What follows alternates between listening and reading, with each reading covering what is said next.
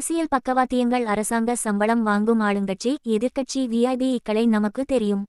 ஆனால் அவங்களோடவே 24 மணி நேரமும் துயர் பாடிக்கிட்டு சுத்துறாங்களே ஒரு கூட்டம். அவங்களுக்கு எப்படி வருமானம் வருது?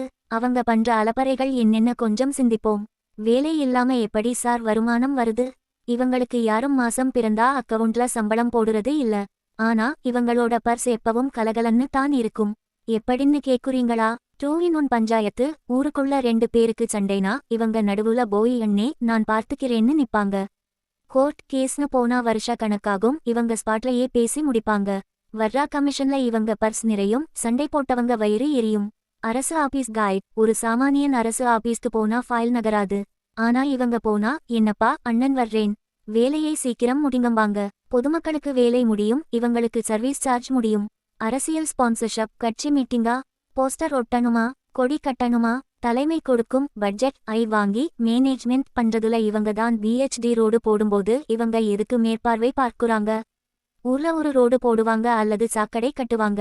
அங்க பார்த்தா 4 பேர் கையை கட்டிக்கிட்டு இன்ஜினியர் பக்கத்துல ரொம்ப சீரியஸா நிப்பாங்க. நமக்கு என்ன தோணும்னா அப்பப்பா இவங்க தான் ஊர் மேல எவ்வளோ பாசம் வச்சிருக்காங்கன்னு தோணும். ஆனா உண்மை என்னன்னா ரோடு நல்லா வருதோ இல்லையோ நமக்கான பர்சன்டேஜ் கரெக்டா வந்துடணும். கான்ட்ராக்டருக்கு நாங்க இங்க தான் நிக்கிறோம் பார்த்து பண்ணுங்கன்னு சொல்லாம சொல்ற சைலண்ட் மிரட்டல் தான் அந்த மேற்பார்வை. மத்தபடி அவங்களுக்கு தார் தரமா இருக்கா, சிமெண்ட் கரெக்டா இருக்கான்னு பார்க்க தெரியுமாங்கிறது $1,000,000 கேள்வி. அதிகாரிகள் என் கையில் இந்த சீன் காட்டுறதால் என்ன பயன்? இவங்க எப்போதும் போன்ல பேசும்போது ஆமாங்க மினிஸ்டர், சொல்லுங்க கலெக்டர் அப்படின்னு சத்தமா பேசுவாங்க. சுத்தி 4 பேர் கேட்கணுமே. இதனால இவங்களுக்கு என்ன லாபம்? கெத்து. ஊருக்குள்ள நடந்து போகும்போது எல்லாரும் தலைவரே அண்ணே ன்னு கூப்பிடணும். அந்த ஒரு கெத்து இக்காகவே 4 கிலோமீட்டருக்கு இவங்க பந்தா தாங்காது. பிற்கால பதவி ஆசை. இன்னைக்கு பின்னாடி சுத்துனா நாளைக்கு நமக்கு ஒரு வார்டு கவுன்சிலர் சீட்டோ வட்டச் செயலாளர் பதவியோ கிடைக்குங்கிற முன்னெச்சரிக்கை லட்சியம்தான். தொழில் பாதுகாப்பு. இவங்க பண்ற லோக்கல் பிசினஸை யாரும் தட்டி கேட்க கூடாதுன்னா தோல்ல ஒரு கட்சி துண்டு இருக்கணுமே.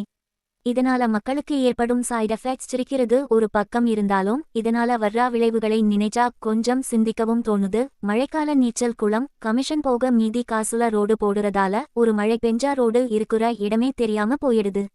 மக்கள் ரோடுல போறாங்களா இல்ல நீச்சல் அடிக்கிறாங்களான்னு டவுட் வந்துடும்.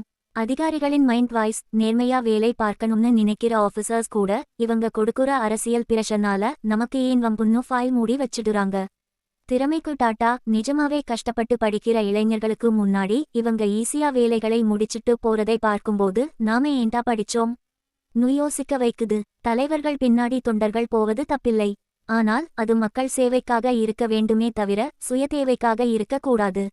பொதுமக்களாகிய நாமும் இவங்களோட இந்த சீன் களை பார்த்து ஏமாறாமல் நிஜமான தகுதியை பார்த்து கேள்வி கேட்க பழகணும். அப்போதான் ரோடு நீடிக்கும், நாடும் சிறக்கும்.